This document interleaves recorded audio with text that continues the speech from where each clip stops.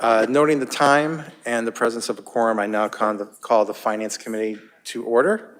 And the first item up to bid would be public comments. Seeing none, we're going to move on to our intern presentations.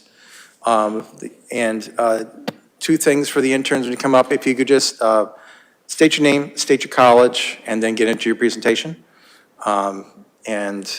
Whether you're a rising sophomore, junior, freshman, that would be helpful. And I don't want to take any more time away from. So Aiden, you are the first one to present.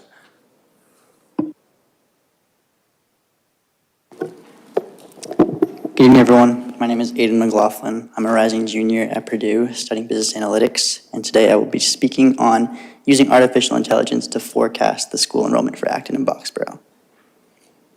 So the current forecast: who, what, how, and why. So currently, the school district outsources to the New England School Development Council, and they're a private company because there's about 300 school districts throughout New England. And what have they forecasted? So enrollment has been declining in Massachusetts since 2010. Between 2010 and 2020, enrollment fell about 0.7% per the Metropolitan Area Planning Council. And according to NESDEC, enrollment will decrease in Acton Boxborough by 2.49%, or 123 students, by 2030. And this number will continue to fall until the end of the projection at 2035 at 4.8%. So how do they get this number?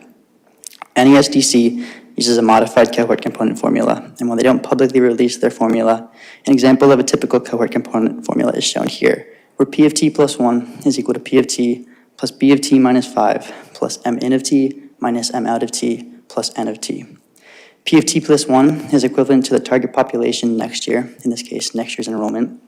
P of t is equal to the current target population, in this case, this year's enrollment. B of t minus 5 is equivalent to births minus 5 years, as students tend to be about 5 years old when they enter a school district. M in and M out represent moves in and out of a town respectively, and N equals the number of new housing developments. So why use AI? While cohort component models are great at predicting short-term forecasts, their accuracy diminishes over longer time horizons. And this is largely because the model relies on linear assumptions and stable input variables, such as fertility, mortality, and migration rates. In addition, the model lacks adaptability and does not account for external factors, such as economic shifts, housing trends, changing school rankings, and policy decisions, all of which can significantly impact the forecast.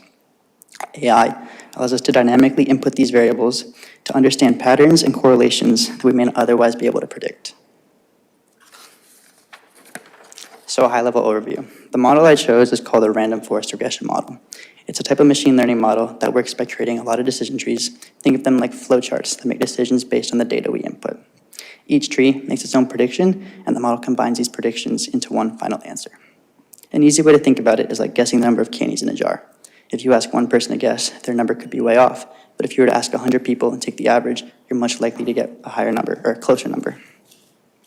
And just to further support random forest models being used to forecast populations, in a 2023 study published in the Applied Mathematics Model Simulation and Automatic Control Journal, they compared random forest models to logistic regression and found that, quote, the population prediction model based on random forest algorithms had higher regression accuracy and fit degree. They have flexible and stable frameworks that allow different types of data to interact during the modeling process. So this slide explains what data we used and how we utilize it. On the left side, it breaks down what the data is. So the Y data is what we're trying to forecast. In this case, it would be the number of students attending a school district. The X data is what we input into the model to get the Y data. This model uses housing prices in Acton and Boxborough, births from 5 years prior to the targeted year, median household income, unemployment rate from the year prior, the population of Acton and Boxborough, and the previous enrollment trends of the school district. On the right side, we have the two phases of machine learning, training and predicting. During phase 1, the model learns from the data we input, so in this case, 2010 to 2024. It takes the X data and predicts Y data, and then it compares the data that predicted against the actual Y data that we have, evaluates itself, tweaks some parameters, and repeats. And this happens over and over again until we're satisfied with the performance. Moving on to phase 2, the model takes the X data, it projects it forward, and then it predicts Y data from it. So right off the bat, looking at the data, some trends are clearly visible. In the first graph on the left, it shows enrollment in blue and median median cost of a single family home in green and red for Acton and Boxborough. Post-2010, there's a clear inverse relationship between enrollment and the cost of a single-family home, which makes economic sense as higher home costs price out younger families, leading to less students enrolled in the school district. Notably, however, prior to 2010, enrollment and housing costs generally rose together, suggesting that the cost barrier only became a dominant factor once prices surpassed a certain threshold. Second graph, top right, compares the total AB population in blue, the school district enrollment in orange, and the projected population growth in green. And the key takeaway from this graph is that the population is forecasted to grow into the foreseeable future. Finally, the third graph, bottom right, breaks down the number of students living in Acton-Boxborough by school type. AB public schools in gray, private schools in blue, and out-of-district schools in orange. Two notable trends stand out. In the 1980s, AB lost over 10% of its students, which was then followed by a sharp rebound in the 90s and early 2000s. This rebound was particularly strong, with enrollment reaching historic highs. And additionally, the stability of private and out-of-district segments indicate that the primary driver of the decline is not a shift to other school types, but rather a reduction in the overall number of students living in the district. So just as a reminder, a random forest regression model was used to make the predictions.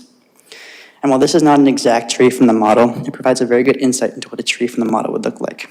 So let's run through an example. If we look at median household income, let's say for this year it rose to $160,000. We'd follow the green arrow to the right, and we'd look at unemployment rate. Let's say the unemployment rate increased. We'd follow the red, no arrow down, and look at birth increases. So let's say that the birth rate increased. We would then predict that enrollment increases. So with this in mind, how did the model perform? So the model learned from the data set 100 times, and by the end, had an average MSE, their mean squared error, of 876.658, meaning it was off by about 29 students over 1,300 predictions. And just for reference, NESDC's 2022 forecast for 2025 was off by 30 students. In addition, it had an R-squared score of 0.99, and R-squared is a statistical measure that demonstrates how well a model is fitting the data, with values ranging from 0 to 1 and a higher R-squared value suggesting a better fit. Generally, an R-squared over 0.7 is considered a strong model. So finally, what did the model predict? This graph shows historic enrollment in blue, the NESDC forecast in green, and the AI forecast in orange. And as we can see, the orange not only shows an increase, but also suggests that we are at lower enrollment levels than we should be. And on the left side, we have the actual model output. So finally, what does this all mean? As I just noted, current enrollment is significantly below what it should be given the current conditions. If we look back to the 1980s, we recall an extreme rebound in enrollment, and as post-COVID trends normalize, we may likely see a very similar rebound. The model predicts that we may not only see an increase in enrollment, but that we may even see an overcompensation before normalization. And this can be explained well by the Dornbusch overshooting hypothesis, an economic idea that slow adjusting prices, in this case, long-term enrollment, and flexible exchange rates, in this case, year-to-year movement, lead to overshoots of short-term equilibriums before correcting to long-term levels. And the key takeaway from this presentation, should the school district follow the current projections and reduce funding, staffing, and other resources, and those projections turn out to be wrong, the district could face a long and difficult process to reverse course. These are my sources, and I would now like to open the floor to questions. Thank you, Aiden. So just so everybody understands, all the interns are presenting for approximately 5 minutes. I'm leaving 10 minutes for questions before we go into the next presentation. I'm going to allow questions from the audience as well, but you have to come to one of these microphones. Otherwise, the YouTube and cable TV audience will not hear you. But I'll start with any questions from the Finance Committee first, as long as we don't go over the 10 minutes. I'm curious which software you used. Yeah, so the code was done in VS Code, and the packages I used was sklearn. It's a machine learning package that basically reduces the number of lines of code you have to do and just impulls it from a pre-existing software package. Great, thank you. I have a question. You might have shown it in the graphs, but I didn't see it. Did you go back and look at like what the projections were, say, 10 years ago, and then compare, like use your approach and see how they compared against each other and how they differed? Yeah, so I only had the projections from 2022, 2023, and 2024, so I wasn't able to get what the company projected for the years like prior examples.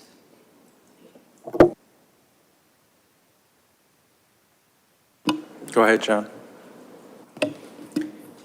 That was a very interesting presentation, thank you. From a school committee decision-making perspective, there are two kinds of decisions that the school committee and the administration need to make. One is around the number of teachers and staffing, and that's pretty flexible. That can be made every year, a new decision. So a failure to anticipate what happens can be corrected. What's harder to deal with, of course, is the building situation. So I have two questions. One is, did you try and parse the enrollment by elementary enrollment, so we have the elementary schools, versus middle school and high school? And, you know, secondly, I think relative to the things that the school committee is interested in, which is, could the school committee close an elementary school for a period of time? What do you think the model teaches us to the extent that you've looked at that K-6 question? So the model wasn't specifically trained on grade breakdowns like you asked. However, it could be slightly adapted to forecast what the predictions would look like for K-6 versus high school. But I think just with the school district numbers increasing, that would likely mean that we'd see like a wave go through the elementary schools before we see it hit the high school. With like the overcompensation that the model predicted, that would likely come from a baby boom or something similar, where we'd see these kids grow up through the district rather than them all coming into the high school and no students through the elementary schools.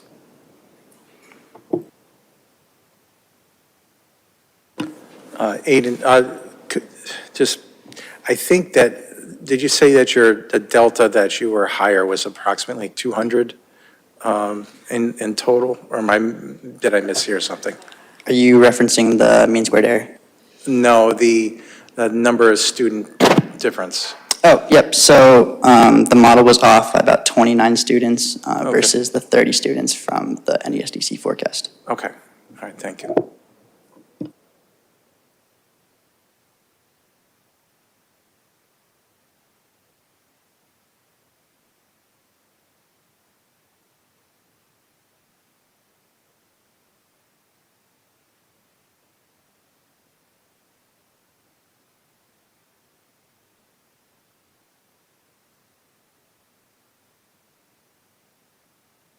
Tara Fredericks, West Acton.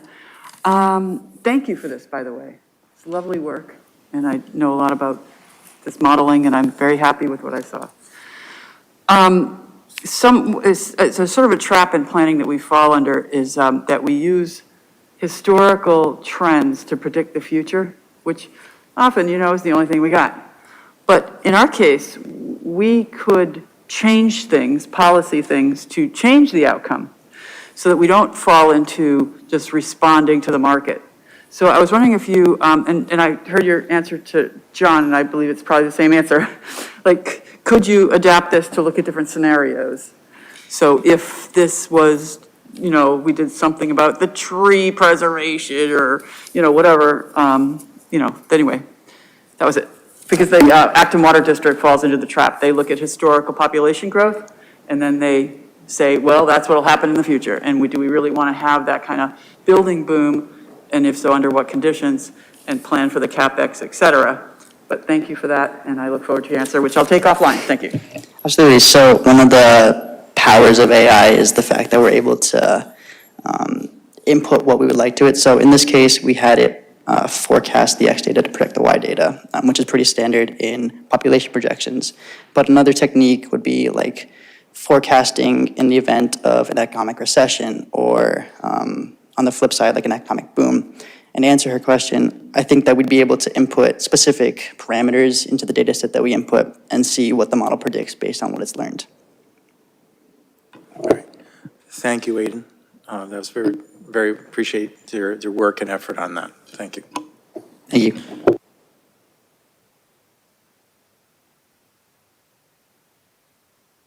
And for the interns, because we didn't organize before this, the order I think we'll go with was San, Michelle, Dethea, Liette, then Ian, and then we'll finish with Will. Is that okay? And I have all your presentations. When you're up there, you want to move a slide, just raise a hand up, and I'll just move it forward. So, and I do want to get a photo of everybody before you leave. So if someone's going to leave, give us 2 seconds after a presentation so we take a quick photo in front of the tapestry. And I will, maybe we can do that now, yeah. Can I offshore that to you, Marianne? Thank you. Here, just one quick photo of everybody, and then we'll come back. And we'll go with San, you'll be up. All right, thank you.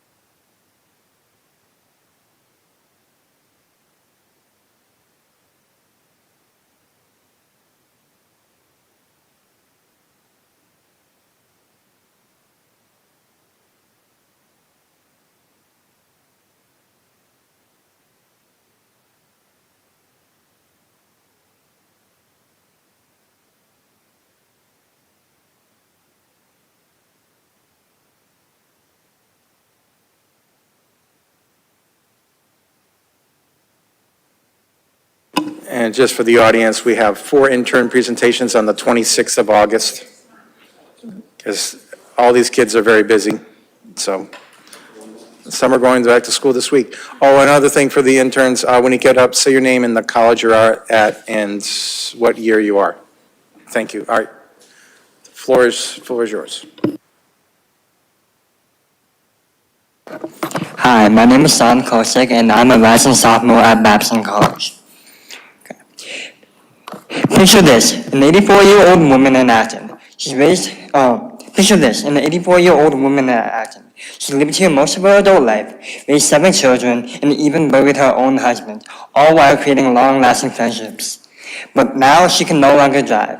Without transportation, a 10-minute drive becomes a 10-hour wait. Hi. My name is San Kosik, and today I'm going to be talking about a growing challenge and opportunity that Acton is facing today. So, as our population shifts, we have to consider the following question: Are we truly meeting the transportation needs of our senior community? These services aren't just convenient; they're essential. So let's take a closer look at the numbers, the needs, and the future of senior transit in Acton today. Next. Acton currently provides 2 main transit services, including but not limited to seniors. The CAT bus runs along a fixed route loop and is an efficient way to provide transportation in a structured way to residents in need. The on-demand van, such as the Roadrunner or the Council on Aging van, provide door-to-door services to seniors and disabled adults. But not everything is about getting from point A to point B. Over on the right-hand side, we can see that over 85% of transportation usage is linked to health and well-being, including social critical interactions that studies have led to a longer and a healthier life. This graph shows the total rides accumulated from both services. While we aren't able to see which rides are attributed to seniors and which are not, we can see that the total rides have more than doubled since 2021, which is represented by the green line. Meanwhile, to estimate the senior transit funding, I looked at the 2026 budget for Acton, and I added both the Council on Aging to the Transportation Enterprise Fund. This equates to about $1.1 million, or just over 1% of Acton's total municipal and education funding. However, just to note, this is an overestimate because I wasn't able to find which rides are attributed to seniors versus which are not. However, let's also look at the alternatives. Over 40% of seniors and disabled adults rely on family, friends, or neighbors for transportation services. What happens to the seniors that don't have any of those relationships? Well, an Uber ride to, let's say, a medical appointment can cost $30 to $40 for a whole round trip. If a senior uses these services every week, that's $1,800 or more that they are losing every year. And for home aides, that's even more expensive. So for seniors, these expenses don't seem affordable. Now we can look at the Acton's demographic. In the student-age population, 19 and younger is declining while the senior population is steadily increasing. As a matter of fact, by 2050, the senior population is supposed to increase by 150% from 2010. At the same time, by 2050, the student-age population is supposed to be equivalent to the senior population. On the right-hand side, we can see that further, and by 2050, 21% of the senior population and the student-age population will be 21% each. However, just to note again, this is all over an estimated 1% budget of our total municipal and education funding, and that's an overestimate. So, as our population for seniors increases, this budget might not be sufficient. And now let me bring you back to the beginning. That 84-year-old woman who rose her family here in Acton, that's my grandmother, Ann Kosick. So this presentation holds very close to me and probably holds close to some of you as well. So Acton seniors like my grandmother are the foundation of this town. They've contributed for decades, and now I believe it's our time to support them. So funding both the CAPAS and the on-demand ban and expanding the budget as demand grows is not only affordable, but the smart, necessary, and ethical choice for Acton's future. So when we invest in equity, well-being, and dignity, we invest in a stronger Acton for everyone. Thank you. Thank you. Just my first comment, I just want to say, which is obvious, that the interns picked subjects that were close to their heart and their attention, and that they wanted to work on here. So San picked this topic, and I think did a great job with it. I'll just open the floor to FinCom first for questions. Into the floor, Finance Committee. Any questions?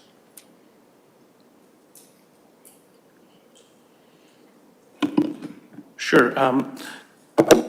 It may have been in the slide. I was going by pretty quickly. Were you able to calculate what the average cost of a trip? For what trip are you talking about? Like a Uber ride trip or? No, for an Acton-provided trip. So the cat bus is free for seniors, and That's free for seniors, but what does it cost the town? what does it cost the So town? what's the average cost per trip to the town? I could not find that information, but I can go ahead and search more later. Thank you. Any questions from the audience? Oh, after Roland, yeah. I did notice that the ridership from, I think it was 23 to 24, it went down in 24. If you want to go back to the slide that shows ridership, keep going back. Right there. Oh, yeah, so you look at 23, right? You can see the blue line. And then you see 24. You know, it was up for part of the year, but it looks like now it's trending downward. So I'm just wondering if there's any correlation or if you found anything that accounts for the variances between the 23, 24, those being the closest to what we've been. I mean, it looks like it's on, in June at least, and I'm just looking at the end line, and I'm probably wrong, but March was up year over year from 21 through 24, so we're seeing a steady increase. But I think what might have been helpful with this would have been to show the total for the years. So 2018 had X number of riders, 2019 had X number total for each of the, in aggregate for them. And also broken down by which service was the CAT, what was theirs versus the Council on Aging, et cetera. I think that might have been a little bit more insight that we could have used as well. Yeah, one thing I can say is that although I might not know the answer to that, one thing I do believe is that senior transportation is not well known enough. I think one thing that we should do is provide a census survey for all the Acton seniors to see who actually really knows about the services that could be given to them. What seniors are living at home alone without any relationships, not realizing any Acton news. How many people are really not knowing that the resources that they can be using? And I feel like that can easily outnumber all these numbers. And I think any small 1 to 2 month period in that yellow line, which you were talking about, I don't think any of that would be sufficient enough to have a whole trend for the entire senior transportation. I have a question, pardon me. So you can see in FY18, it jumps from December to January, and then it stays pretty much in that same range for 19 and 20 before COVID. Did something get added then, that the numbers jumped, and has something been taken away since that the numbers now are nowhere close to what they were before COVID? With COVID, everyone was isolated at their own homes. No one was able to transfer or travel places. So it makes sense that the numbers weren't high enough. And right now, while we do have an increase in demand, we still haven't yet reached the pre-COVID levels for total rise. And that's something, like I said before, I feel like that can easily be fixed with just some more transparency to seniors on what resources they can be using in their town. Jason, then Tara. Yeah, just looking at this chart, there's got to be something there, right? I mean, less than half the trips post-COVID from pre-COVID, and looked like the 3 years leading up to COVID, it looked like there was a bit of an increase. What do you attribute the halving of trips? Do you think that people just forgot about it? Do you think that people decided they don't need to go out after all? I mean, this is if this were a purely COVID effect, one would expect it to bounce back to pre-COVID levels in at least a couple of years. At this rate, it's going to take another decade before we get even close to back to where we were before. What do you attribute the inelasticity of return of demand? One thing I think that's really important to note, we're talking about Acton seniors. We're not talking about young, able people. These people can easily get sick. They can easily, that's why you've seen many adults wear masks even to this day, because people are so worried about what happened during COVID. And with my own grandmother, I can tell she's always nervous about whether she's gonna get sick. One small bruise turns into a whole thing with her leg. Small incidences with adults and seniors is way different than for teenagers like me. If I fall, I'm gonna be all good the next day. If my grandma falls, she may have to wait another 2 months. So I believe that it's all about trying to keep themselves safe, because in reality, no one knows how much longer people are gonna live. My grandmother doesn't know if she's gonna die the next day.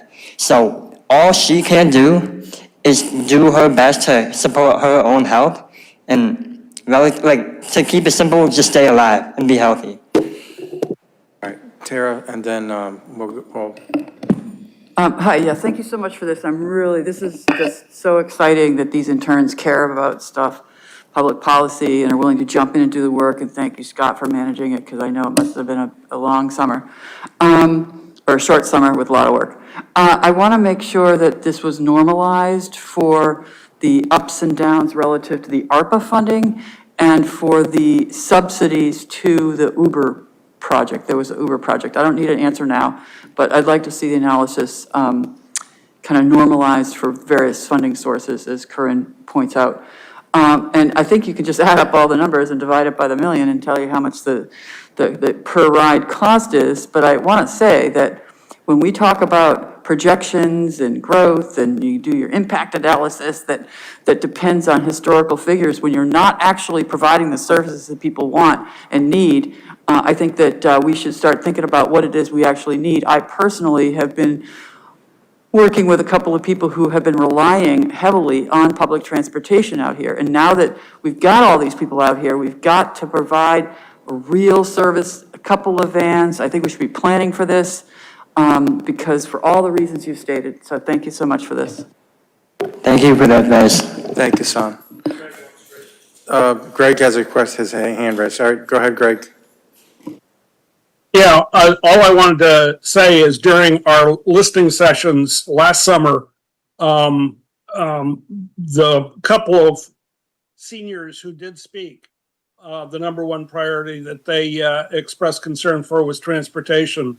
So we've heard this message ourselves just a year ago. Thank you. Thank you, Greg. All right, thank you, San. So we're going to welcome Michelle to the stand here. I might get your deck up, Michelle, hang on. Do the interns know that we have a screen here? Because I'm afraid that Oh. we're all just looking. Oh, yeah, just so you know, we have a screen in front of us here, just here. We see that there, so. Hang on. That's why we're not making eye contact. We're looking at the screen. Yeah, we're not intentionally not looking at you. All right. Hello, everyone. My name is Michelle, and I'm a rising sophomore at UMass Boston studying finance and economics. I did a project, Financial Impact of Acton's MBTA Community Zoning Changes. I'll be talking about the background, the financial impact itself with the municipal costs and infrastructure, and then lessons from comparable towns, and then some Acton projections. So for the background, the MBTA Communities Act was passed back in January 2021 as a part of Massachusetts Economic Development Bill. It requires 177 communities served by the MBTA to create zoning districts, allowing multifamily housing by right. By right means like a developer can build XYZ houses without getting a special permit. Key requirements for these are at least one zoning district of reasonable size, minimum density of 15 units per acre, and located within 0.5 miles of transit station. There's no age requirements for people living in these units, and it's suitable for families with children. So the categories for the MBTA community are rapid transit communities, which is like the green line, the red line communities around that, and then commuter rail communities, which is Acton, and then adjacent communities and small towns as well. And so for the requirements for a commuter rail community is 50-acre minimum district size. So for the financial impact, municipal costs and infrastructure, I saw that the fiscal impact studies from comparable towns showed net cost of $4,500 to $15,000 per apartment unit.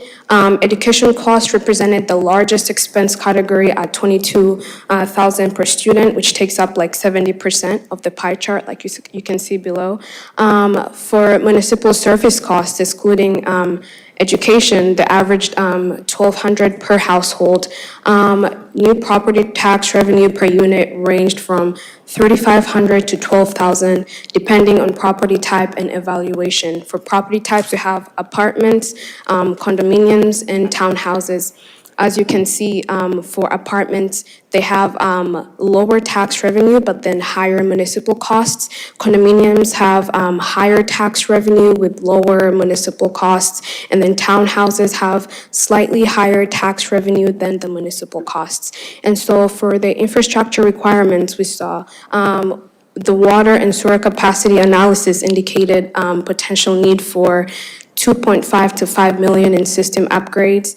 Transportation infrastructure impact estimated at 1.2 million for traffic management and road improvements, and school capacity concerns if student population increases by more than 7%. Obviously, developer mitigation fees may offset some infrastructure costs, but this is where we're at right now. And then lessons from comparable Massachusetts towns, I focused heavily on Lexington. So what they saw with apartments is that they made less tax revenue than when they did apartments versus condos. We can see the tax revenue for apartments is $3,500 per unit, but for the condominiums, it's $12,000 per unit. And we can also see the net fiscal impact as well. And for Medfield and Wenham, we can see the mixed multifamily housing as well. We can see that it's not as bad as the apartment tax revenue. And then a little bit to project for Acton's financial future. We can see Acton would make more money in tax revenue from building condominiums, and the municipal costs and education costs are around the same. And then the net impact for condominium units is higher than that of apartment units. I worked on this because I just wanted to see how this would benefit the town of Acton. And two of the main things that stuck out to me would be housing verity and workforce attraction, which I know so many people that work in Acton that cannot afford to live here, so they have to commute long hours, and this would be something brought to them that they can access. And then as also economic boost to local businesses. We have so many local businesses in Acton that would benefit so much from more people moving into Acton. Thank you so much. Thank you, Michelle. Yep. Questions from the Finance Committee before we go to the audience? I have one, sorry.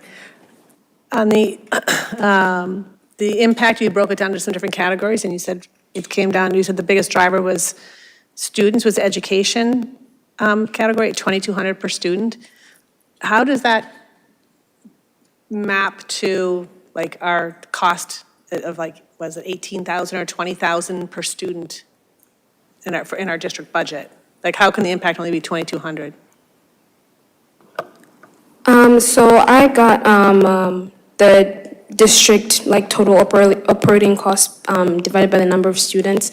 I had done 26,000 as the number, but then I cross-checked like different sources, and they all pointed me back to 22,000 per student. So Okay. I would see why you would think it's gonna jump more with, and I believe that as well. Is it 2,200 or 22,000? 22,000, sorry, 22,000 per student. Okay, this says 2,200 there. Okay, that's why I just want to make sure, that's why I was confused, Okay. sorry, thank you.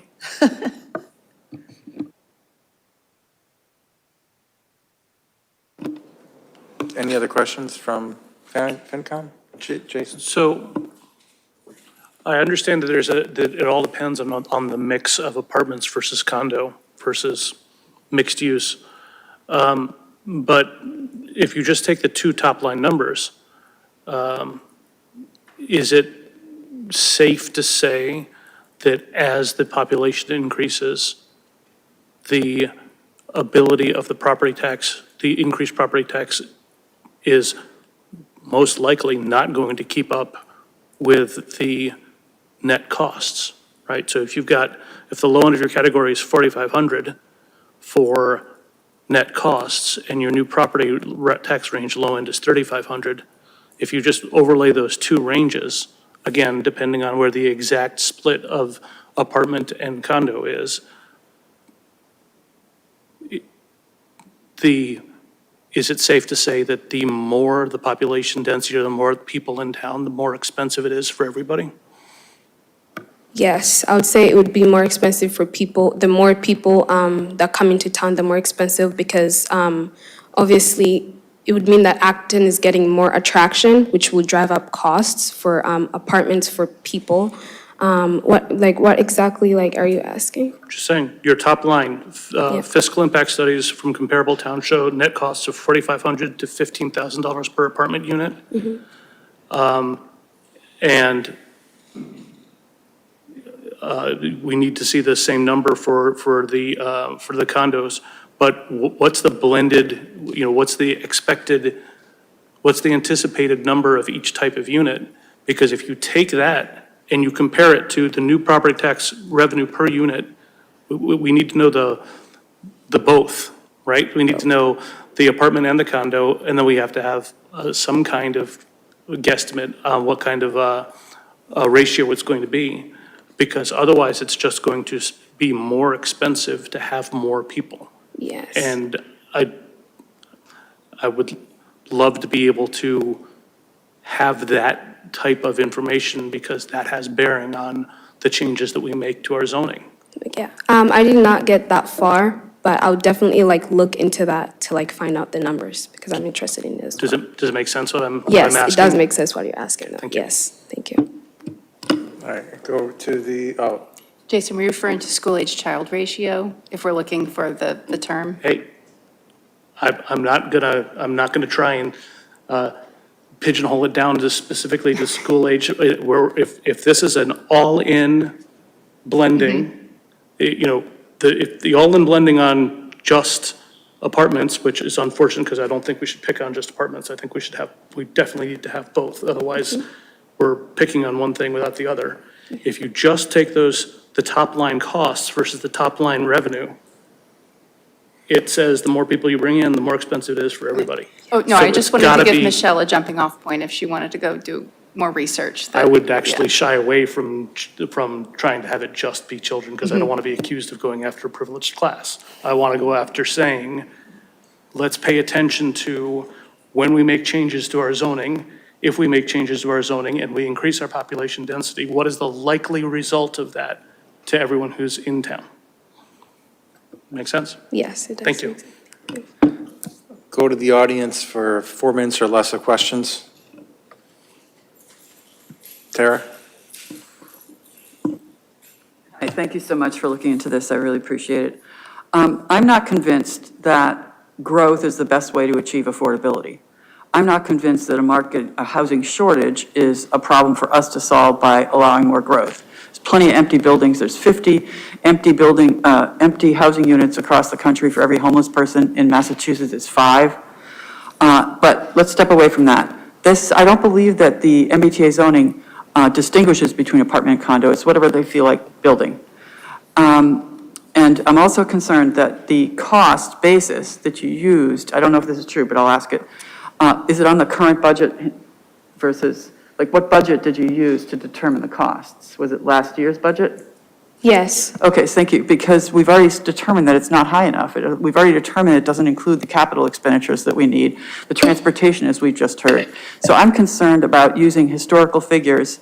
I'm concerned about assuming that growth is the only solution, and it's possible that I believe that it's cheaper to preserve the existing affordable housing instead of letting it go to speculators, but I would like that analysis to be done. I'd also like to see you do, or maybe if you feel like it, to look at a budget that we really think we have faith in, based on capital expenditures that we need, desperately need, as we're told, right? So what is the CapEx that we need? And let's add that to the budget as opposed to using historical figures that we already know aren't right. Thank you. of course, thank you. Thank you, Michelle. Yeah. And before we welcome Aditya to the podium, I just want to say that the one thing that I really did enjoy about these projects is that the interns picked, in which they picked themselves, is that it is highlighting things in the town that I feel need to be highlighted. Not necessarily going to have all the answers to these things, but I think that it's good to get another perspective on things and to remind people that some of the things going on with the town, as the town manager knows, there's hundreds of things going on simultaneously. And, just for a summer project for the interns to get here to work on picking one item and digging into it, I think is extremely helpful for the finance committee to, have a data gathering for, 6-7 weeks on an item. So enough of that. Let me get your presentation up. Give me 1 second.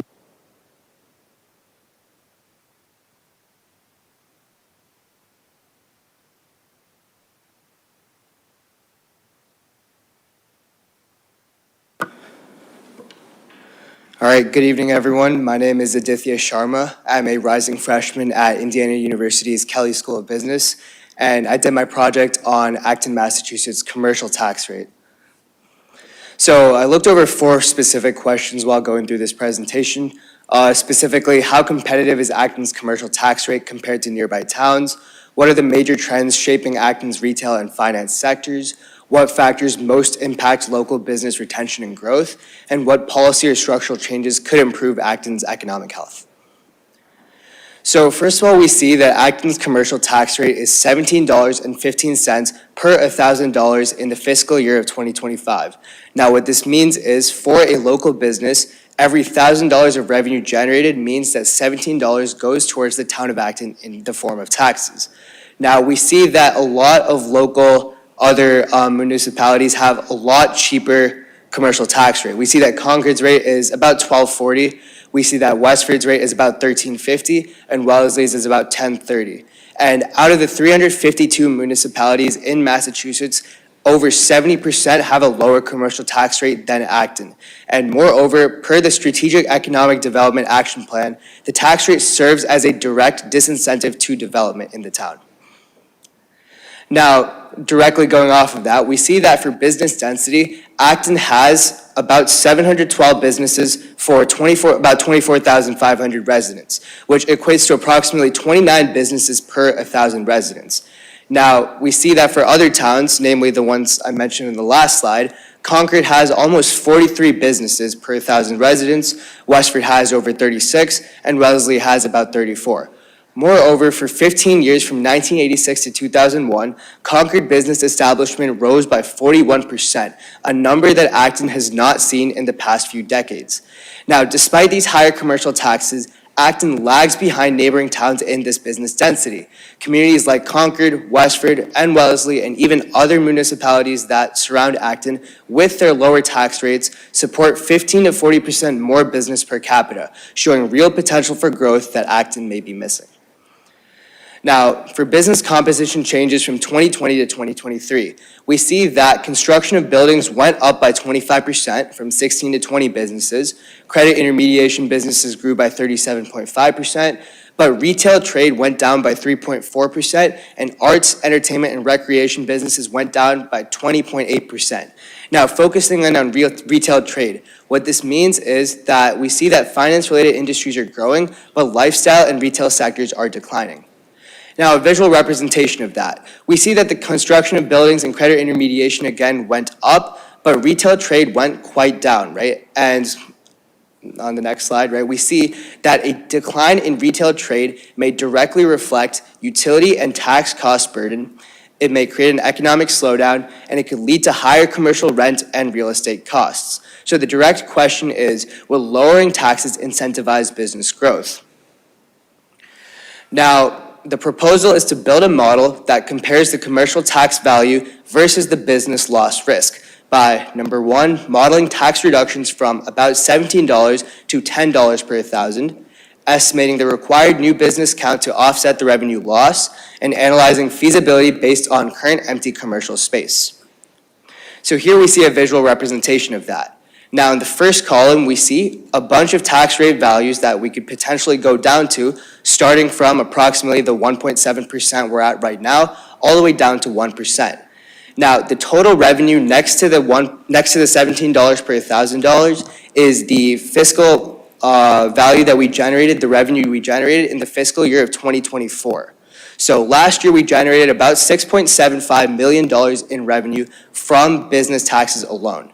Now, we can extrapolate this to the rest of the potential tax rate values. So for example, at $16 per $1,000, all we need to do is just multiply the $6.75 million in revenue by 16 and divide it by 17. And that gives us the potential revenue we could generate at a $16 tax rate value at $6.35 million. Similarly, we can do the same thing for all tax rate values from $17 per 1,000 all the way down to $10 per 1,000. Now, obviously, lowering the tax rate does lead to a reduction in revenue, and we can model that as well in the revenue gap column. And we see that for $16, for example, when we generate $6.35 million, we would lose almost $400,000 as part of the revenue gap from what we could have made at the $17, and that goes down as well. Now, all that means is if we have a new total revenue that we generate, that means that the new average tax for business is going to go down a little bit as well. So in the case of $16 again, we generate about $9,000 in revenue per business versus the $9,500 we would have generated at the $17 per 1,000. Now what this means is, assuming that the businesses generate about that average tax per business, we would need 45 extra businesses at $16 per $1,000 to break even. What that means is with 45 extra businesses in the town of Acton, we would generate about the same revenue we would have last year if our commercial tax rate was at $16. Now, we have to also consider that currently in Acton, we have about 165,000 square feet of available commercial space. Now, the average business takes up about 2,000 square feet. So that's approximately 83 more businesses we could include, 83 small businesses, without any need for extra construction. Now, if we multiply that 83 businesses, multiplied by the average tax per business we're getting from last year, we would get that at the $17 per 1,000, we could generate up to $800,000 more in revenue. Now, the issue is there's no direct incentive for businesses to come in at that $17 because that's too high, right? If they can find a cheaper alternative somewhere else, they'll go there. They don't want to come to Acton, which is exactly why when we lower our tax rate down to something like $15 per 1,000, which makes us a lot more competitive with neighboring towns, we would lose about $800,000 in revenue, but we would also generate $700,000 purely from the vacant capacity we have without the need for extra construction. Now, what this means is we would basically lose $100,000 in the short term, but we would also be very competitive in the long term because putting us at about $15 per $1,000 would mean that a lot more businesses have the incentive to come to Acton to settle down and build. And obviously, again, remember that that value we saw in the last slide was the total revenue generated from last year. And as businesses grow, that number continuously increases, right? We see every year that the revenue generated goes up and up. So while it may seem like a short-term loss to lower the commercial tax rate, it's going to be a long-term gain as we bring in more businesses. And obviously, once we reach that 83 business capacity, we can look into expanding more with the free space we have. And of course, further serving of local businesses is critical to tailor Acton's economic policies, but lowering the commercial tax rate at the high level will bring in more business and generate us more revenue. Thank you. Thank you. Thank you.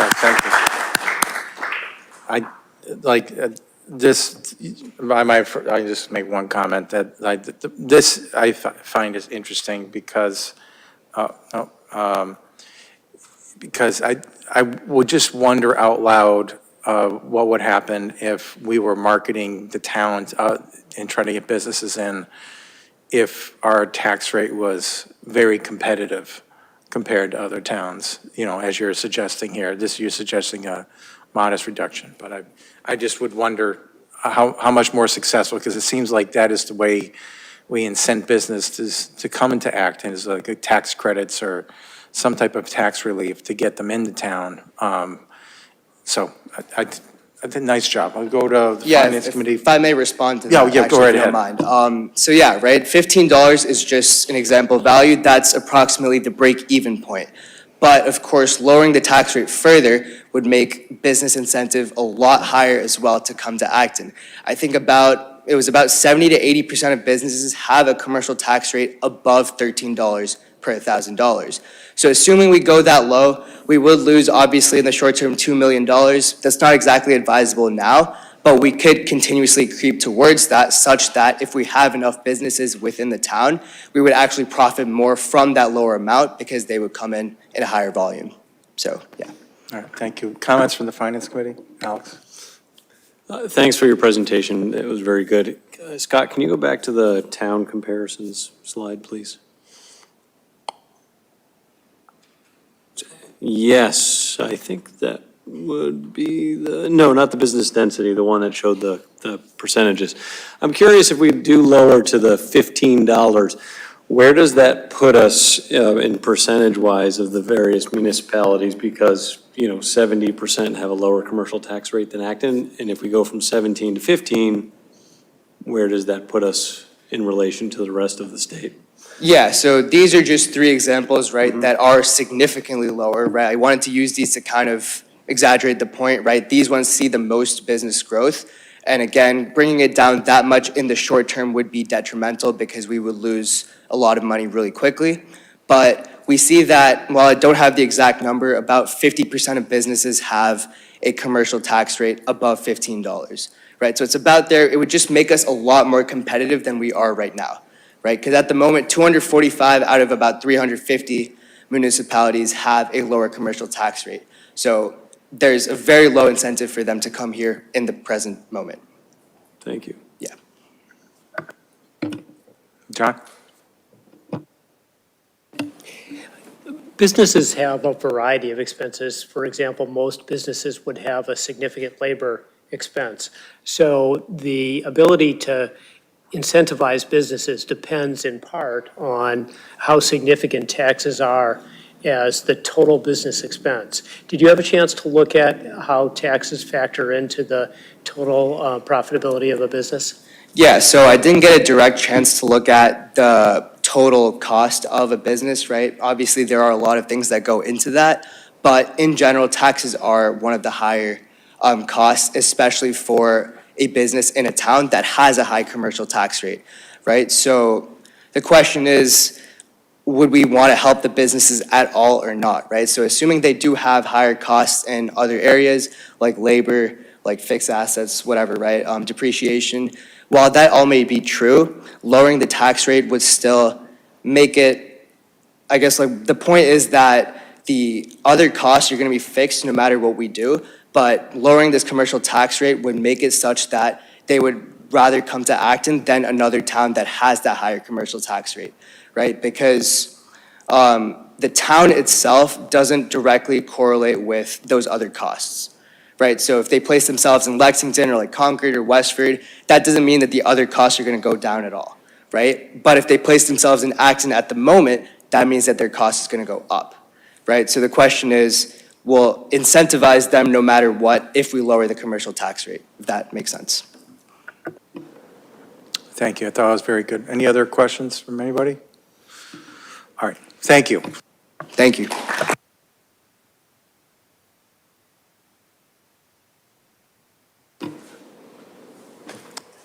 Leah, you're up. Let's see.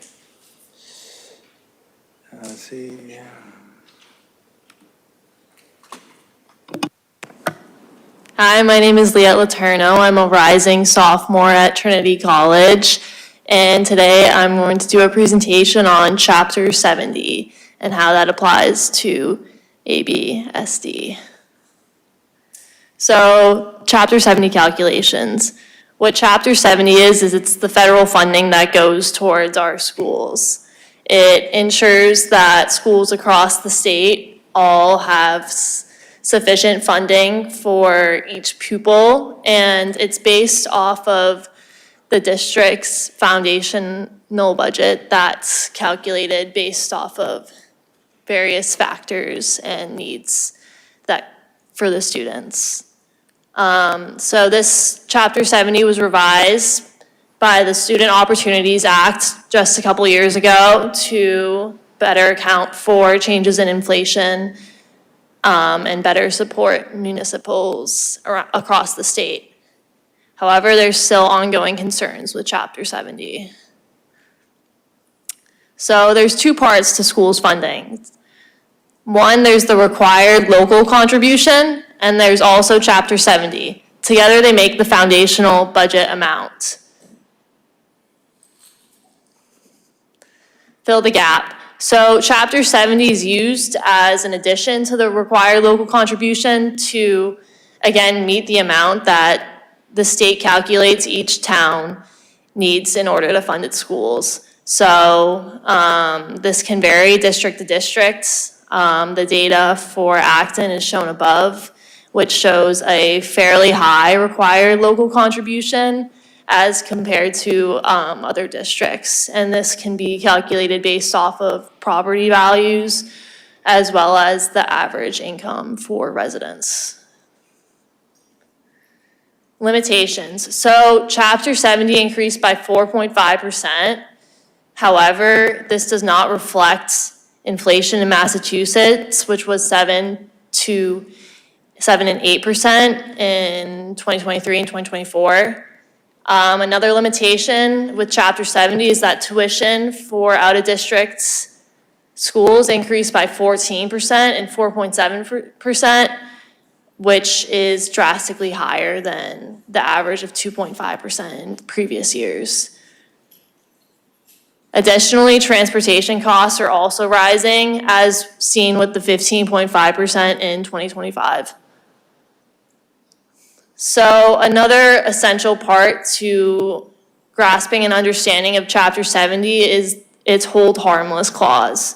So when a district is suffering or experiencing decreased enrollment, Typically, this would lead to less funding given through Chapter 70 and a financial burden on these districts. Hold harmless is meant to keep funding consistent with previous years and is seen as a safety net for districts and not making drastic cuts year to year based off of enrollment numbers. However, this does cause concerns for many people, given that it's based off of historical data, so it might not be super accurate year to year based off of how many students are in a district. Again, it also shifts resources in that it gives aid and money towards schools that could be going elsewhere within the state. It also becomes more expensive over time if enrollment in a certain district continues to decrease, however their funding remains consistent. That puts a burden on the states and other districts. And funding's not always reflective, again, of the demographics of the current student population within a district. So impacts on AVRSD. So a significant reason why the school board, as well as myself, have looked into Chapter 70 is because of recent overrides that the towns voted on and has caused many residents cause for concern. It also doesn't fully account for rising costs, given that the costs for the schools aren't reflected in Chapter 70 as much as they should be. Thank you. Thank you. All right, any questions? Finance Committee? Hold harmless, this has always confused me. Is there some, I don't know if anybody in this room knows, is there some number of years that the student enrollment keeps declining, that at some point the Chapter 70 funding goes down? Like, or is it just always it never can go down forever and ever, even if you lose 25% of your students? Based on what I've looked into, they started it in the 90s and it hasn't changed. Yeah, okay, So- thank you. I wonder if it will, because like as was pointed out in an earlier presentation, enrollment statewide is declining, so, thank you. Go ahead, John. In terms of Chapter 70, obviously, one of the objectives of Chapter 70 is to have some of the local school funding provided by the state and some of it provided by the local community. In terms of the structure of Chapter 70, most of the burden still for obviously these suburban communities rests very heavily on the community and the local property tax. As you were looking at this, do you have an opinion about whether more funding should be coming from the state relative to placing the burden on local property owners? I think it's very dependent on the town. And I think a key issue with Acton is that they don't receive as much commercial funding as maybe Concord or Lexington or comparable towns. So I think that is an issue. And I think I would say maybe a slight increase would be beneficial, but I think there are also a lot of other factors that should influence state funding and increase funding to Acton.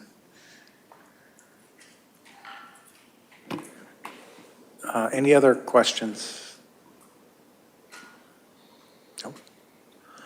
Well, thank you for Thank you. explaining a very complicated topic and summarizing it for all of us. Thank you.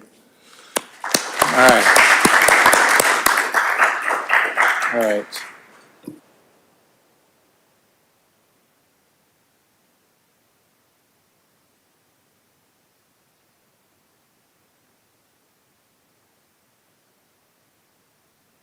You're up, Ian, and I'm going to hand my PC to Ian. Yeah, I don't know how exactly you will play out this 37th, but Yeah. maybe I can come behind or something. No, well, this will move very easily over to you. Cool. I will unplug it, so it will not yank out of my hands. But Cool, when yeah. we get through the deck, I'll hand it to you, okay? You can just come grab it. Yeah, definitely. Well, good evening, everybody. My name is Ian Ryan. I'm a rising junior at Colgate University, and I'm excited to kind of share with you guys what I've been working on throughout the summer, which is a cost calculator for scaling our essential public services. So my presentation is going to be a little bit different. I have a brief kind of deck that I will show you guys, but really kind of the meat of my presentation will be kind of playing around with the model that I built out throughout the summer. So just a quick, yeah. So It's just to not kind of, PowerPoint, so. it's all good. A quick kind of brief overview of the product. So this kind of interactive, easy to use calculator estimates kind of the per household fiscal impact of what would happen if we were to scale our police and fire department. And by using a bunch of different local variables such as population, hiring costs, housing data, and capacity thresholds, it kind of in a clear and concise way allows for a household or somebody like you guys to just understand what it would cost or what the fiscal implication would look like on an annual basis for an X amount of different houses. And what this also does is, won't go back, just the last part. What it also does is, what it takes is it frames this cost as a capital project. And what it compares it to historical, present, and future capital projects that I'm sure we all are aware of in this room, and really allows us to assess kind of, do our budget allocation tendencies really align with where our community values stand? So yeah, kind of, again, in more depth. So the two parts of this is, this first part is this numerical breakdown by department that, displays the current and the target staffing levels, identifies those gaps, and then ultimately comes to a cumulative cost of what it would take us to bridge those gaps. Also, it just tells you how much it's going to cost to add one certain position with different variables. The second part is where it's that fiscal impact and also that comparable capital project analysis. So I'll keep my comments very brief on this part just because you'll see it in the model, but this is the first kind of part. This is the fire department, and as you might be able to see, it's a shame that it's not a little bit larger on the screen, but it kind of goes from current to the theoretical to, if we were to implement that theoretical staffing, what would that necessarily cost us in the bottom? Alongside, it's also just got on that top right part, it also has some national guidelines that our fire department likes to abide by. The second part of this is, next slide.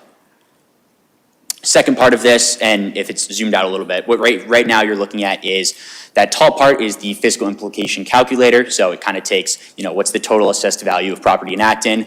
What is the tax increase based off of our tax rate? And then ultimately, what's that going to cost a property that costs X amount? So right now it's just inputted at $700,000. And then it goes down and it's kind of cut off a little bit just because it's zoomed in, but it kind of goes in and there's four kind of capital projects that we're all aware of that allows for us to kind of compare and see what is the annual estimated cost on those projects versus what it would cost us kind of if we were to implement this scaling project. And ultimately, kind of like, why does this matter? I think everybody in this room would agree that reliable police and fire protection is among one of the most valuable assets that a town can provide to its residents. And I would also say that I think Acton does a very good job. I personally feel very safe in this town. I know a lot of other residents do. But maintaining a high quality of service requires consistent investment in maintenance, and unfortunately that might butt heads with budget constraints. And ultimately, budget constraints mean that can lead to kind of the understaffing and outdated equipment, and that ultimately puts lives at risk. And that was evident on July 19th in Fall River when an assisted living community went up in flames, and tragically 10 people were killed and 30 plus were injured. So ultimately, kind of to ensure that we are able to have these tough conversations about what do our departments necessarily need, and how can we find a median with the financial budget, that is something that this project kind of aims to look at. And these two kind of quotes that really do show the effect is, firefighter Michael O'Regan, who fought the fire, said, quote, "We did the best we could with what we had, and what we had just wasn't enough." And that kind of goes to show the implication. And then Edward Kelly, who's the president of the International Association of Firefighters, says lives would have been saved if the Fall River Fire Department was adequately staffed. And that is in context with him comparing towns next to Fall River who adequately staff and follow the guidelines of national regulations.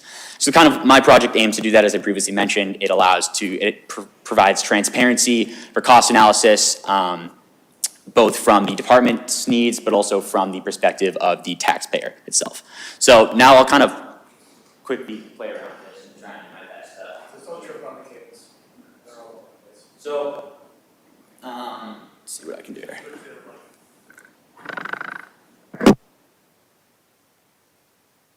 All right, so what I have here, and I'll do my best to zoom in appropriately where needed, and also try and, so I'll just run you through a very quick, because I assume all of you have looked at slideshows or not slideshows, but Excel spreadsheets for a while and don't need to be spent 20 minutes looking at another one. But here, I'll just run through a very quick police department cost if I were to change it. So it runs through our current police department staffing.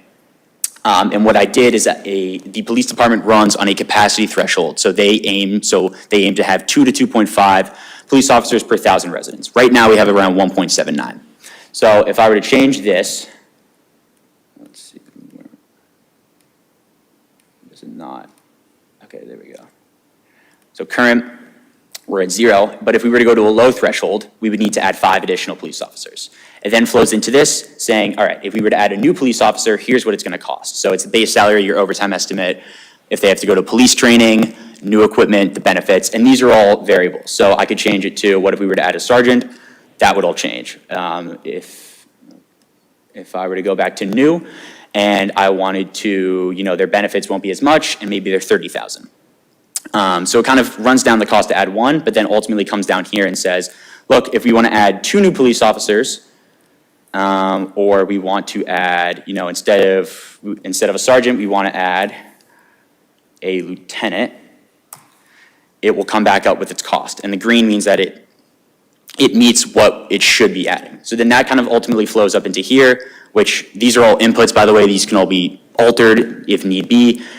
Current population, that flows into the number of households, and then adds cumulatives, sums up all of these to the total cost, and then it flows down into the assessed value of property. Again, can be altered when need be. What is that going to cost per $1,000 of assessed value? If you were to input a cost property of $600,000, it's going to, on average for this situation, approximately cost you about $230 per year. But that could be altered, if this was a $900,000, it would go up. And then here, under this green, this is the projected in some costs. So it's projected out with inflation, basically assuming that these salaries will go up. And also, it's taken away the initial costs of medical testing, new equipment, things like that. So 30 years out, but in 5-year increments, if we decide that, maybe it's 30 years for a police officer or firefighter in Acton for 30 years is unlikely. Maybe it's like 10 to 15. We can ultimately see what that is. And that's kind of discounted back using a discount rate, which again can be altered. And it kind of comes down into this. So if we were to have it at 20 years, but instead we think, it's more feasible for a 15-year total cost, that's going to annually cost us around $2.3 million. And then it goes, there's the 4 capital projects beneath us, which are the new DBW building, the North Acton Fire Station, the Boardwalk campus, which I understand is not the town general budget, but the school department, but just kind of to grasp some context for a very large project that costs us a lot of money. And then also the Complete the Streets Sidewalk Initiative, kind of comparing, those are all gonna cost us and have cost us X amount annually, the town. Here is what it's gonna look like if we were to execute this situational analysis to adequately kind of staff our fire and police force. That's kind of all I have on my front. I'm happy to go back to the deck if need be. And I will hand this back to you. Thank you, Ian. I will also preface that in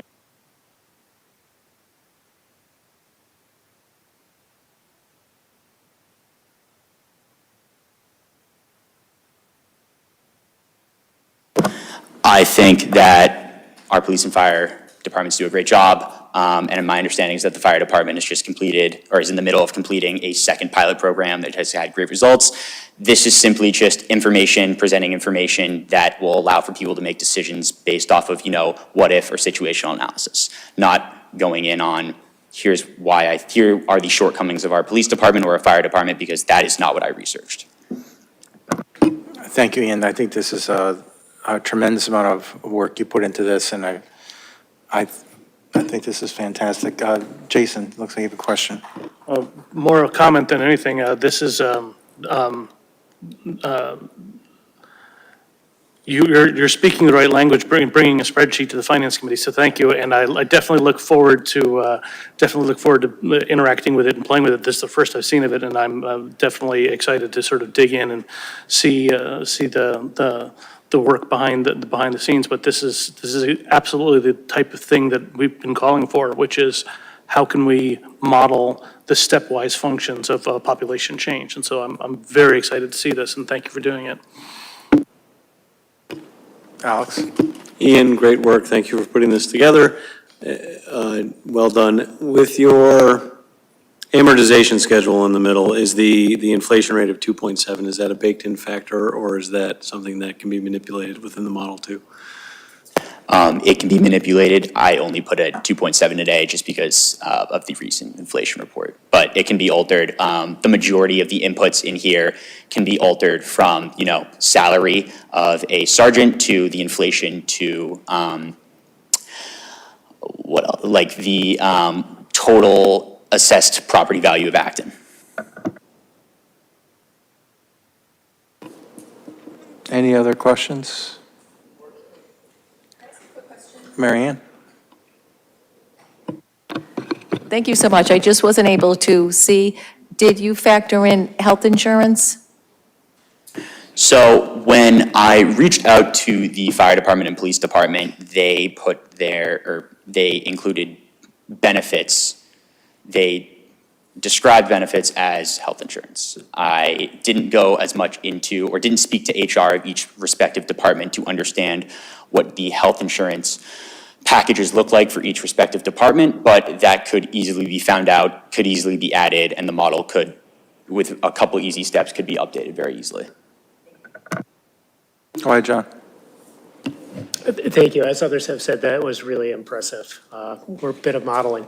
One of the challenges in looking at the capital side of things is to understand where the overall asset base is. So if you looked at two towns, and one of those towns had all of its assets at sort of 80% of their life, so the building was 40 years old out of a 50-year life expectancy, and the other town had all of its assets at 10% of life. Those towns would be wildly different.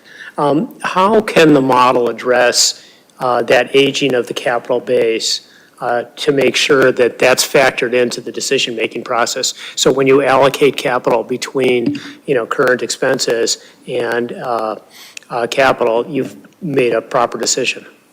Yeah, certainly. So I think just to also, just to gain a better understanding of your question, you're talking in terms of actual assets being, fire trucks, ladder trucks, things like that.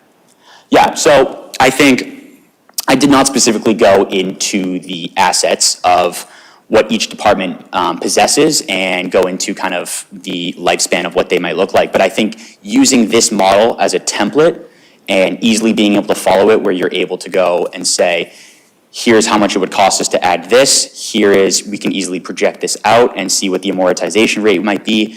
I think using this as a template would allow for somebody to easily be able to add on an asset portion of this model to kind of take into account both the staffing requirements that might come from this department, but also kind of equally important the equipment and the assets that these people use on the day-to-day basis, which is as equally important.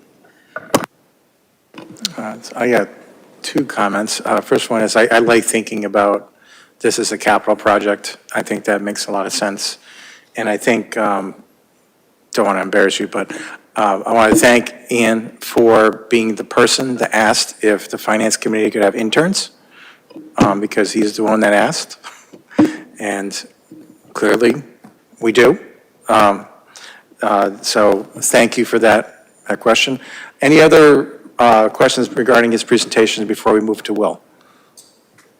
Oh, Greg. Yeah, can we have Ian back again?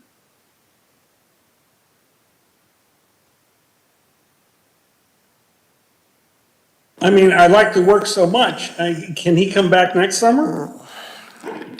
I have a feeling that all of these interns are going to get paid next year for their work because they're currently working for the salary that we get, which I'm happy to share with everybody in the audience for the work that we do here.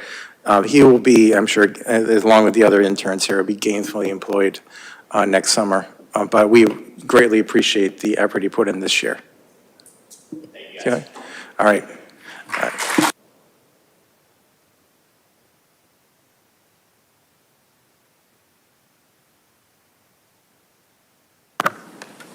Hello, everyone.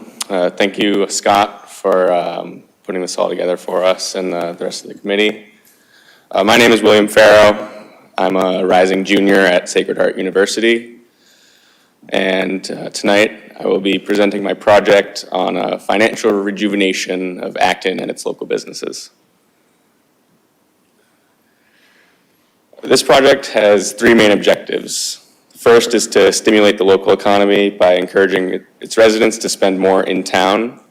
Second is increase Acton's tax revenue. And third is to keep our local businesses afloat, especially those that already contribute so much back to the community. Before diving in, I want to explain to you why you'll see certain businesses referenced throughout this presentation. With so many businesses and industries in Acton, I chose to focus specifically on automotive dealerships and grocery stores. These stood out for two reasons. First, Acton Toyota's relocation to Littleton created a major shift in local car sales. And second, market baskets in Maynard and Littleton have been drawing customers away from in-town grocery stores such as Donnellan's or Roach Brothers. By honing in on these two industries, we can see clear examples of both the challenges and opportunities facing Acton businesses. I spoke with head managers at Acton Ford and Donnellan's Acton to get some firsthand insight into the struggles of these businesses so that we can come up with a better solution.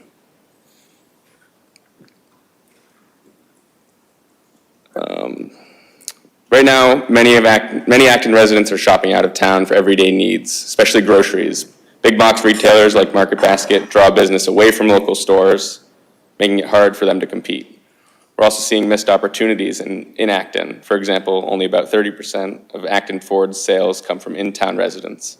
By shifting spending habits locally, we can keep more money in the community and support the businesses that sponsor our schools, sports teams, and events. One concept to improve local business I am proposing is called Shop to Score. Each business will set a sales goal, for example, $5,000 in customer seats. And when that goal is met, the business donates new equipment to the school or to sports teams or to any group that's around town.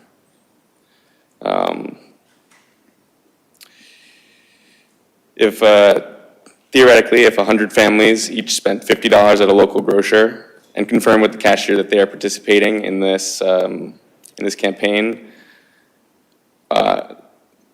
that's $5,000, and when the threshold is met, the business will have seen that improvement and will have extra cash to buy new equipment.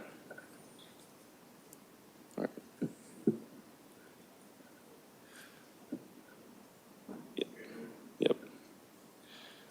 I also want to build a broader buy local campaign around the message, support those who support us. We'll identify businesses and sponsor schools and teams, partner with those teams for special shopping nights, and run raffles or giveaways for customers who shop with sponsors.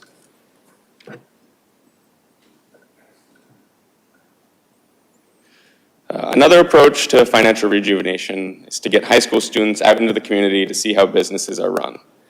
Acton Boxborough could organize tours of local sponsored businesses so students can see firsthand the impact these companies have.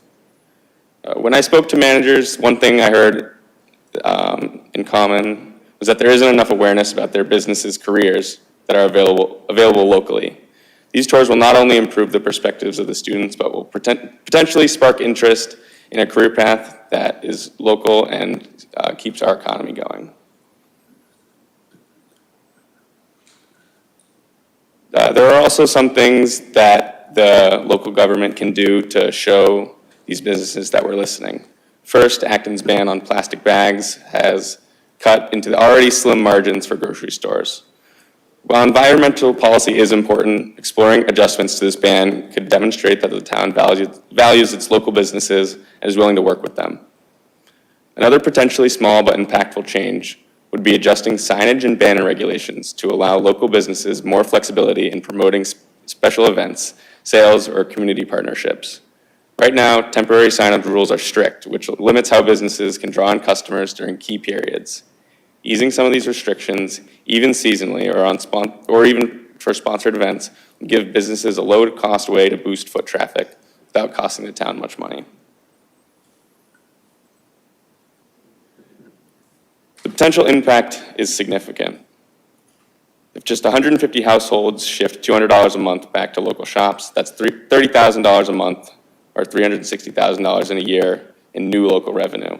That translates to an estimated $18,000 to $25,000 in additional tax revenue for the town. And all of this can be done with minimal investment, creating lasting changes without adding permanent costs to the budget. And yeah, that's it. Thank you, Will. I just want to make one quick comment. I really like the perspective that you took on this. I like this last slide, I think, tremendously.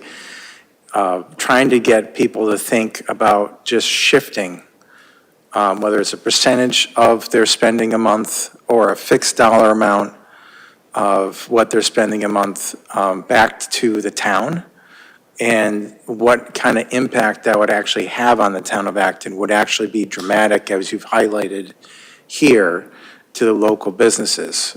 So I think, some type of campaign around this last slide would be a fantastic idea.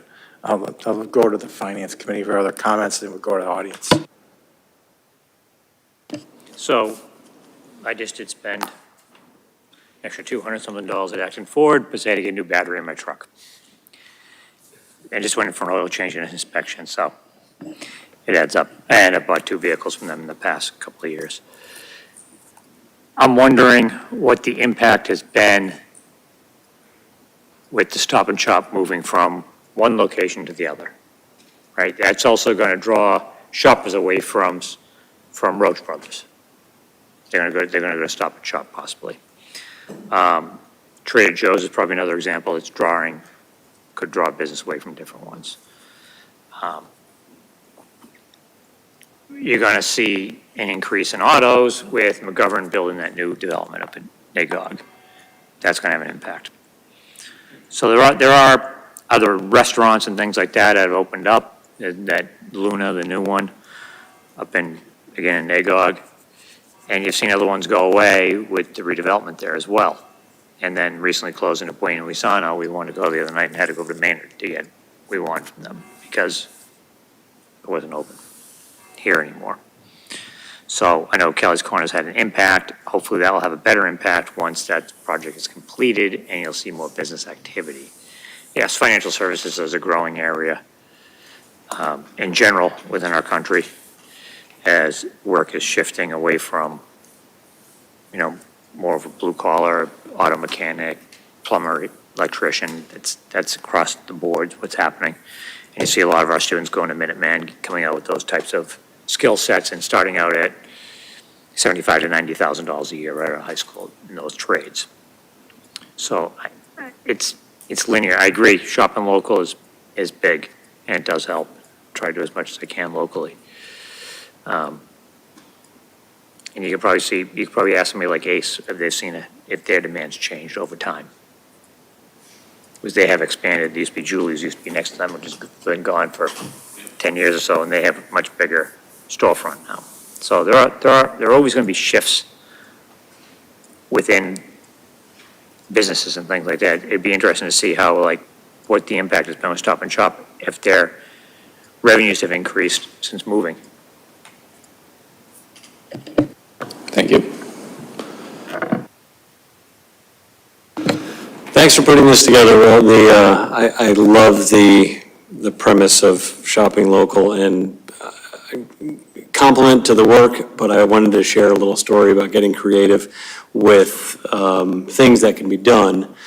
Pre-social media, a few friends of mine, when we lived down in the city, we chose a business every Saturday of the month, and we just told all of our friends about it, and everybody went in and either spent $1 or $20 or whatever they could, and we did that for like 5 years, and we just chose different places that we hadn't been to in the neighborhood.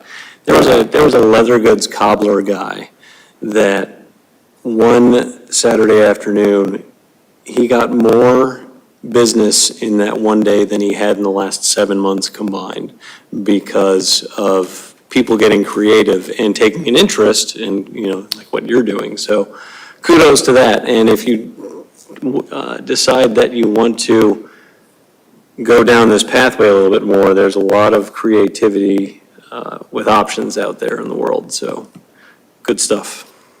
Thank you. Anybody from the audience?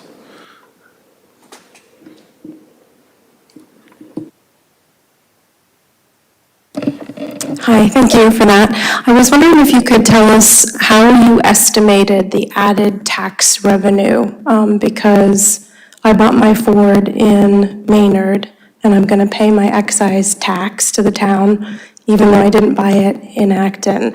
And this isn't meals taxes at a restaurant, it's groceries, right? So Right. can you share a little bit Right, how so you this calculated that? This calculation is just specifically for groceries, then not including like any hot food or any clothing purchases. This is just for grocery stores. And as far as how I came up with this this revenue, I took the added revenue to the business, and I took the tax rate out for the. So this is revenue for the business rather than tax revenue for the town? So it's $30,000 a month for the business. The 18 to 25,000, that's what I Yeah, was that's, thinking yes, was. that's tax revenue for the town. Okay, yes. can you explain that to me? The dollar amount, how I got that. So I just found the tax rate for Acton for groceries, and I calculated it out of the additional funds that have gone into the grocery store. Yeah, I think the tax rate is annual, right? And the revenue you were highlighting was monthly, right? Yes, that's correct. Yeah, I think that might be to help explain that. Any other questions? We've managed to stay on schedule. Oh, geez. Okay, Greg, ask your question. It's not a question, but I'll mention this later in the evening. This is perfectly in sync with something Jason mentioned at the last meeting, and at the upcoming Restaurant Week in Acton, there is an opportunity for all of us to actually take this philosophy of supporting the people who support us and doing something about it. But I'll mention that later. Well, thank you, Will. Thank you very much. And I'd like to thank all of the interns for their hard work, and I want to wish them the very best as they head off to school, some of them tomorrow, tonight, Thursday, very quickly. So thank you all for your efforts, and remind people that there are 4 more interns presenting on the 26th because they had conflicts. So thank you. I'm sure they want to head out, so I don't want to hold them here. Let's do a pause, and then we'll come back to Finance Committee business, but I just want to thank them all again. Thanks.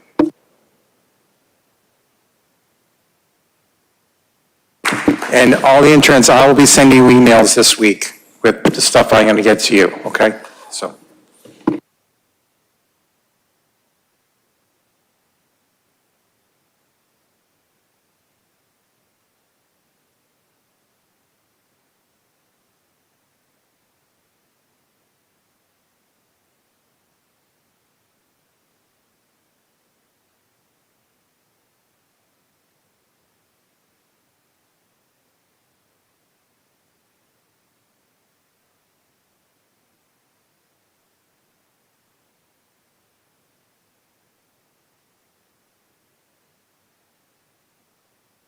All right, so I think the first order of business would be to, as I was just mentioned, to make any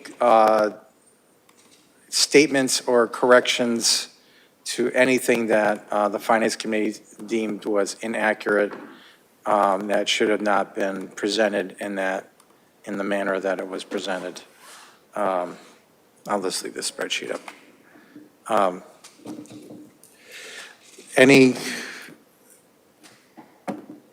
Not tonight, all right, so we'll hold that to our next meeting. We'll go through the detail, and we will see if there's any statements that need to be corrected or adjusted for public meeting. Granted, these interns worked independently, and they came to their own conclusions.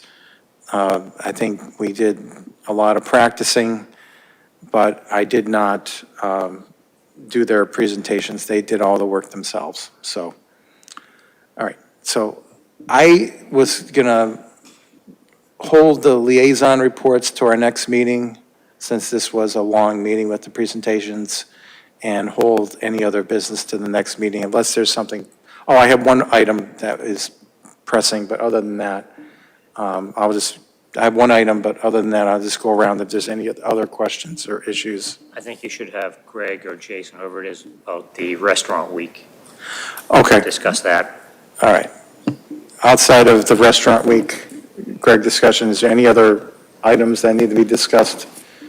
I have one, but any other? All right. Greg, why don't you talk about restaurant week, and then I'll go to my item, and then we can. Sure. So Restaurant Week is coming up in October, and one of the creative ideas that the Economic Development Committee was working on was a challenge by the Finance Committee to the Select Board of, we can eat at more local restaurants than you can. And they've put together a fairly interesting list of restaurants that plan to participate. But at the DPW Building Committee, we had problems raising a quorum for 26 minutes. And so Dean Charter and I had a chance to talk about the challenge. And we have drafted a joint letter to the editor that we plan to send a couple weeks from now to the Acton Exchange, where the two of us will make certain statements about why we think we are better and more likely to win the Restaurant Week Challenge. I will send everyone a copy of that letter. It is in draft. And one of the things that the Acton Exchange will ask is, are you speaking on behalf of yourself, or are you speaking on behalf of your committee? And the answer is, I don't know, so look it over. And if you think, no way, no how you want to ever be associated with challenging the select board to eating at more local restaurants, fair enough. But if you want to join in and make this a group effort, we can say that, no, we're speaking on behalf of the entire committee. But you'll get a draft of that joint letter tomorrow. There was email problems. I couldn't post anything today, so once the email problems are resolved, I'll share the draft. Alex? I like the idea of this, but I want to play devil's advocate for a moment. Optics of a challenge to see who, either goes to or spends the most money at a local restaurant. That can, if it's not done correctly, that can leave a poor taste. No pun intended. I totally agree. So Yeah. wait until you see how we couch the finance committee's proposal for saving money. It will hopefully be tasteful, but again, if you look it over and say, don't want to touch it with a 10-foot pole, I'll understand. If you want to add comments or make edits, please suggest them. But I think you'll discover that while we may disagree with some issues, we both board and committee agree that supporting local Acton restaurants is a good thing. Agreed. I'm going to hold my item until the next meeting. Alex? Yes. Motion to adjourn. Roland. We have to do a roll call with Greg? We have to do a roll with Greg? Yes. All right, Greg? Motion. Yes. Steve? Steve? Aye. Jason? Aye. Roland? Aye. Aye. Corinne? Aye. Alex? Aye. And I'm an aye. Thank you. We are adjourned. Thank you for people that attended.